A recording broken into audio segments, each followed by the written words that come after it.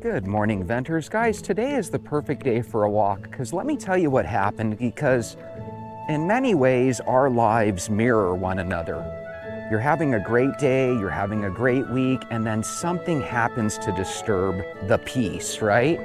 So check this out. I'm having a great day at work, having a decent week at work, right? And then all of a sudden, with about 30 minutes left in my day, I get a request from my supervisor to bring her a handful of resumes and a handful of licenses to give to a prospective client, right? We deal with schools and we deal with teachers, and the best way to break into new schools is to give them an idea of what they can expect from us as an agency. So one of the things that we do with schools is we send them resumes of teachers, and we also send them proof of license. Well, when you have 8 hours in your day, you can really easily set things up, right? You can say, hey, I'm gonna take care of 2 or 3 things before lunch, and I'm gonna take care of 2 or 3 things after lunch as well. And it's all fine and dandy. But when you only have 20 minutes to do something that normally you would do over the course of an 8-hour day, it can be rather stressful. Okay, I know I told you guys this so many times before, but I'm looking at something in the air that looks kind of like a UFO, but I know that my camera doesn't have the ability to see it, so I'm just gonna kind of walk closer and see what the heck it is that's stuck in the sky. There are 2 black things in the sky that look like they are just stuck. Now, they're behind trees right now. Let's see as I move forward if I can take a picture of this for you guys. So anyway, back to what I was saying. We've all had that, right? You're getting ready to go to a movie, and then all of a sudden your son or daughter calls you and says, Mom, Dad, I've got an emergency. And before you know it, instead of having a happy-go-lucky day, all of a sudden you're stressed out. Well, that's what makes the walk so beneficial for me. And if you've been walking with me for the past year, you probably started noticing that too. What better way to unwind than to go out and take a walk? What happens if you don't take a walk? Well, some of us naturally are happy-go-lucky and we're able to let these stressful things slide off our back. Hey, it's no big deal. These things happen, right? But some people don't handle stress well. Guys, I really think that there is a UFO in the sky. There's 2 black things. God, if only this, God, that is bizarre. Do you guys see those 2 black things literally just hovering up in the sky? What in the heck are those things? And there's a white plane going across the top. I'm sorry, guys. I know for a fact that my video is not going to be able to see that. Golly, hopefully as we get closer down the way, I'll be able to take a picture of it. What in the heck? Oh, you know what it is? It's a plane, and behind the plane, it's a banner. You know how sometimes they'll have old school planes and they have like a advertisement banner behind them? And for whatever reason, the plane looks like it's moving so slow because what do old school planes do?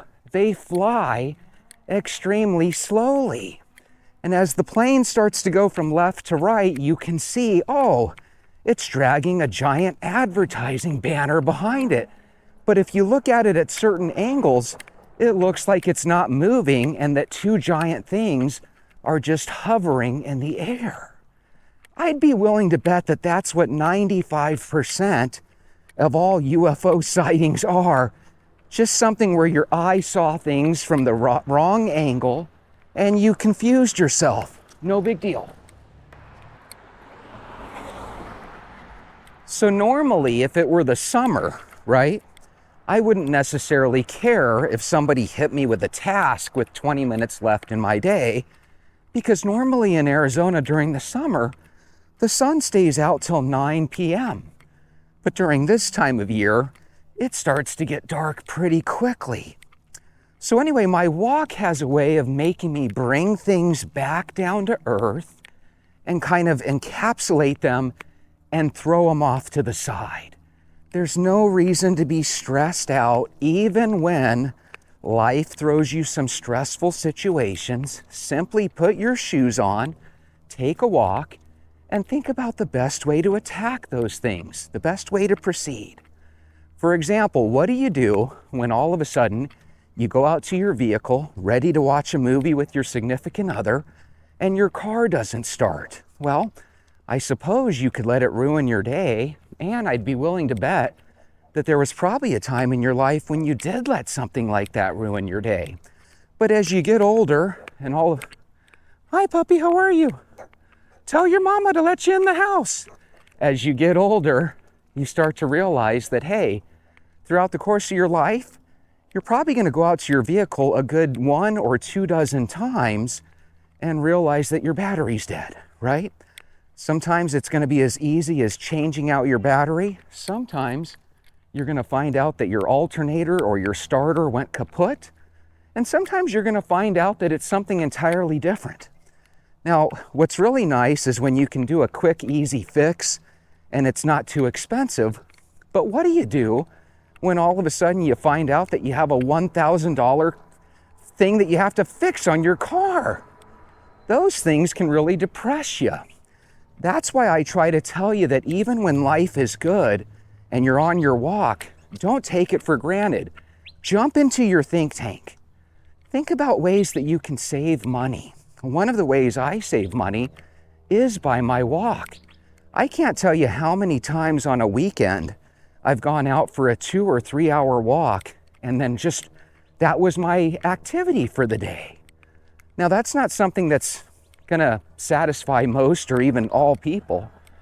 I should say all people or even most people, but for people like me and maybe Sean and maybe a couple of you, heck, I'm happy with life. Just being able to walk is a blessing. I've had a handful of friends that have perished over the years. I bet they would love to be back on Earth walking. What do you think? So again, there's good days and there's bad. If you're having a bad day, it's probably not quite as bad as you're making it out to be. And if you're having a good day, that's when I think it's the best time to make plans for those bad days. What do you mean, Jesse? Well, Bob, think about it. We all know that through the course of our lives, we're going to have to save up some money for bad situations that pop up, right?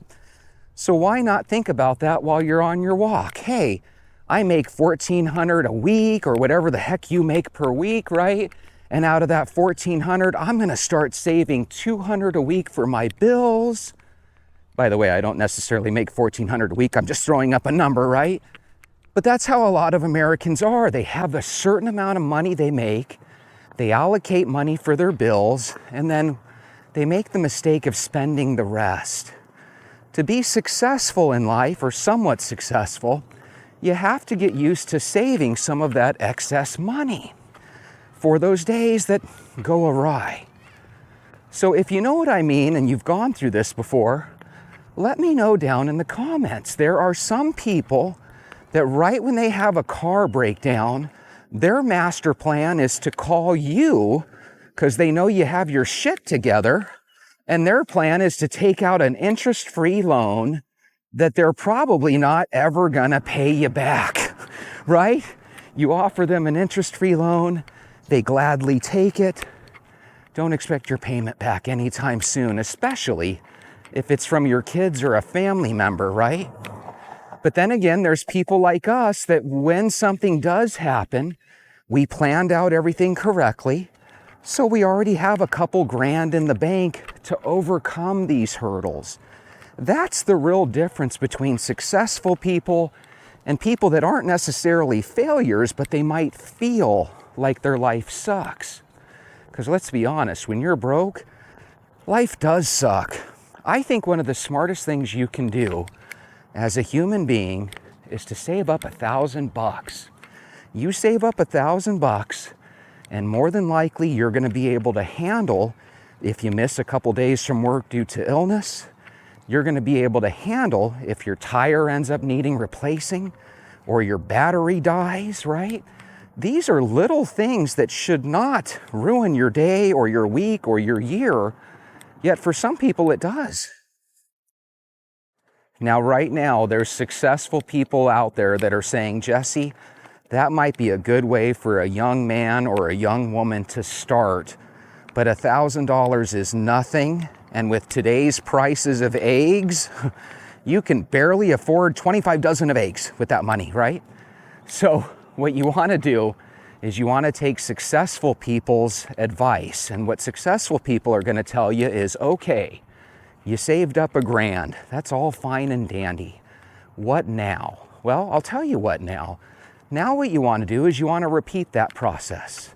If you're able to save up $1,000, whether it takes you a whole year or a whole month and a half, however long it takes you, what you want to do now is not reward yourself by saying, hey, I have $1,000, let's go blow it. Now what you want to do is you want to repeat that process over and over again, and the next number that you want to hit is $5,000. When you can get $5,000 in the bank, now you can actually handle a situation where you might lose your job and you still have to pay your rent, right? What happens to people when they lose their job and they can't pay their rent? All of a sudden, things start to have a domino effect, a cascading effect, if you will. What do you mean, Jesse? Well, it's one thing if you can't pay your rent, but you find a way to get it paid and now you're broke. That sucks. But what really sucks is when you can't pay your rent and now you're being evicted. Because when you're evicted, all of a sudden it becomes nearly impossible to rent an apartment again. And by the way, your apartment is not just going to forgive you for that money. You will eventually have that hit your credit report. And don't be surprised, even if it takes 5 or 6 or 7 years later, eventually they'll find out where you work, and eventually they will garnish your wages. If you've ever had a wage garnishment, I have, by the way. Mine were for child support payments and stuff. Those things can be really devastating. You get a new job, you're trying your darndest to make it to payday, right? And after a couple paychecks, pretty soon, the state catches up with you, and before you know it, a big portion of your check is yanked away from you. Now, I'm not an enemy of child support. I'm not necessarily a fan of it, but at the same time, how else are kids going to survive if their parents don't pay child support? So that's one of those bills that I'm okay being garnished. Not that I am anymore, but at one time I was okay with it because my thinking is, it's not like they're taking my money to pay some random credit card.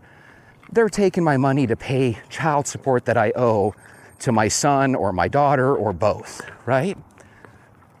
See, normally, the last half hour of work, normally that's when I take a look at some YouTube videos real quick, bust out my 3x5 cards, and I come up with something to talk about. But sometimes I forget. The reason I started this channel wasn't so we could talk about the president or bills or inflation. It was so we could have a plan and something we could do every day together. That something we can do is the walk. The walk is the most powerful thing in the world. It really is. You've probably never thought of taking a half hour out of your day and just thinking about your bills and how you can eliminate them.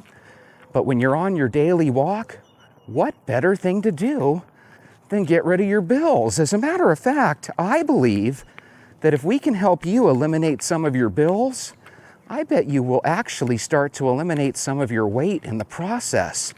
I think there's a good percentage of the pounds that are surrounding your body and mine that are actually there because of stress. And again, can you think of anything in this world that gives you more stress than financial woes? Oh my goodness. Can you tell us about one of the times in your life when you were broker than broke, right? One of those times where you were maybe making horrible decision after horrible decision? Let me give you an example. Sometimes people say, hey, I want a credit card not because I want to buy clothing with it and stuff that I don't need. I want it just in case of an emergency. So then they lose their job, they have to pay their rent, and the first thing they do is they take that credit card over to the bank and they get a cash advance on that credit card. all of a sudden they're paying ungodly interest on a bill that basically is just helping them catch up so they don't fall behind too much, right? Once you start getting a couple of grand in the hole, this world becomes really dark really quick. If you want this world to feel a little bit lighter and easier on your soul, find a way to save that grand. Find a way to get used to saving money. I think one of the advantages that the elderly have is that a lot of times they live on Social Security, and you might think, my God, how can a person live on $1,500 or $2,000 a month? Well, a lot of seniors own their house. Not all of them, but a lot of them do. And a lot of them have a vehicle, but they don't really drive too many places because it's not like elderly people go out to the nightclub and go out to buy the latest video game or this, that, and the other. A lot of times elderly people just buy themselves food for the month and maybe a box of dog food for the dog or the cat. What is your cat doing eating dog food? So you have this elderly guy, his bills are about $1,400-1,500 a month. He only brings in about $1,700 or $1,800 off his Social Security. And you might be thinking, oh my God, he's doomed. No, a lot of times old people are really smart. They know how to survive a month with only $300 or $400 spending. The real question is, are you smart enough to do that? Because, this is just my opinion, but if you can get used to just limiting yourself to a couple $100 a month worth of spending, rather than a couple $100 a week worth of spending like most of us do when we're younger, you can really get ahead in this world. Sometimes I regret the fact that when I was in my 20s and 30s and making decent money, I didn't really try to save any of it. I didn't try to invest any of it. That's the waste. That's why a lot of times people in their 50s and 60s will say, my goodness, I wish I would have known then what I know now. Do you realize that if a 20-year-old starts saving just $100 a week, they could probably, especially if they invest that properly, you could probably retire in your mid-40s. Why don't kids try to do that more often? Because they don't think to do that until they're already in their 40s. But let's be honest, if you guys would have started living a little smarter when you were young, how many of us would be in a lot better position now? You know, whoever bought that kid that motorcycle, that was a great purchase for that kid. He loves that thing. Oh my God, he's on that thing every day. So let's take this to weight loss, because let's be honest, you're not wanting to listen to me to learn how to save $1,000. You want to learn how to get 30 or 40 pounds less when it comes to the scale. So imagine you lose 5 or 10 pounds just by walking each day for 2 or 3 months. If you can get rid of the Coke and start drinking water, guess what? You're going to lose an additional 5 to 10 pounds over a 2 or 3 month period. If you can cut sugars out, guess what? There's that other 5 to 10 pounds that you need to lose. And before you know it, 90 to 100 days in to actually trying your best to lose weight, you'll actually start to make things happen. Most of us are skinny in our 20s. Most of us start to gain 5 or 10 pounds every 5 or 6 years when we're in our 20s, right? But if we could actually start that walking routine then, just like saving money, if we would start doing that in our 20s instead of waiting till our 40s, life would be so much easier. Well, the same goes for your weight and your walking routine. If you can get your grandchildren into walking now while they're kids, especially if you can get them to do it religiously, they're never going to have to deal with weight issues. And if you can teach them the importance of saving their money and not spending it on stupid trinkets, because that's what we end up buying, right? It's not like we're buying important things. Well, Jesse, I buy rent and I buy a car and I buy food. Yeah, those are important staples that everybody has to buy, Bob. But most of us are buying trinkets. Most of us go to a comedy routine and we say, hey, I want to buy that t-shirt from the comedian. That thing costs $50. You don't need that trinket. Go to Walmart and buy a $5 t-shirt, right? I want to buy A fidget spinner, it costs $15. You're 30 years old. Why do you need a spinner? That's something for kids. Sometimes I forget how nice it is just to take a walk and not talk. I think that's the most therapeutic part about walking. You don't have to talk all the time.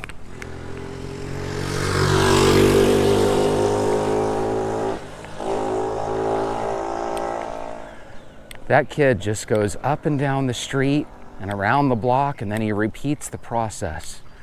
Might be annoying when you're walking and trying to record a video, but at the same time, that kid is probably very low stress. You know how nice it is just to drive and feel the wind in your face? That's nice stuff. Now, hopefully, God willing, he doesn't ever hit a pothole or a bump too hard and end up falling off that thing. That would be my biggest worry. Oh my God, he turned around and here he comes again.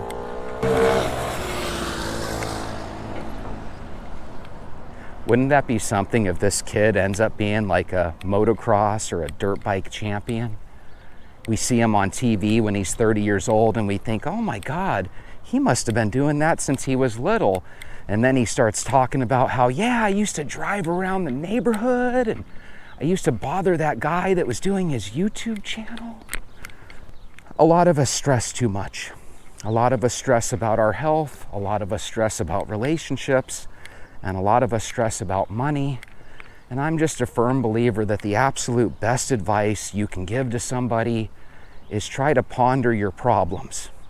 You shouldn't focus on your problems to the point where it depresses you. But what I mean by pondering your problems is if you really do try your best, you can actually get out of those problems. If you really want to be debt-free, you could probably do it in a year or two if you tried. But you got to be willing to try. The problem is people don't like the idea of waiting 1, 2, or 3 years, kind of going through a little bit of misery to get to the point where they can see the light at the end of the tunnel. But man, if you can get rid of a lot of those excess bills, guys, I haven't had a credit card bill in like 15 or 20 years. There are some people, I watch videos on it all the time, there are some people that are like $50,000 in debt. What is that from? Car loans and stuff? No, from credit card purchases. That is ridiculous. Your credit card should not be seen as an emergency source that you can pull from. Your credit card should be something that you just, I don't know, use to increase your credit, maybe, your credit score. I think that's the problem. People like constantly want to use it. God, the best credit card is the one that you don't use. God, my walks have been getting progressively more and more boring. But I can't name every single walk the most boring walk in the world. But this one was pretty boring. But you want to know something? Sometimes the most boring of walks are the most peaceful ones to me. And I think if I can get you guys walking, I think you guys will start to see a lot of things in this world the same way I do. You're never going to like Orange Man if you're not Republican, right? And you're never going to like Democrats if you're not Democrat, right? Or at least not their policies. You might like them. But there is one thing that I think everyone would like. A bona fide way to reduce your stress and make something better of yourself. That's why I love walking. That's why we walk together. That's why I walk. So anyway, I hope you guys have a wonderful day. Sorry that this was boring, but you want to know something? Sometimes you got to do extra credit for your job, and it might affect your YouTube channel. With that being said, do some extra credit for yourself, take an extra lap, take a look at some of your bills, and ask yourself, can I come up with a plan to get rid of these bills and get out from underneath this debt? And I think you'll be surprised, you'll actually find a way. I'll see you tomorrow.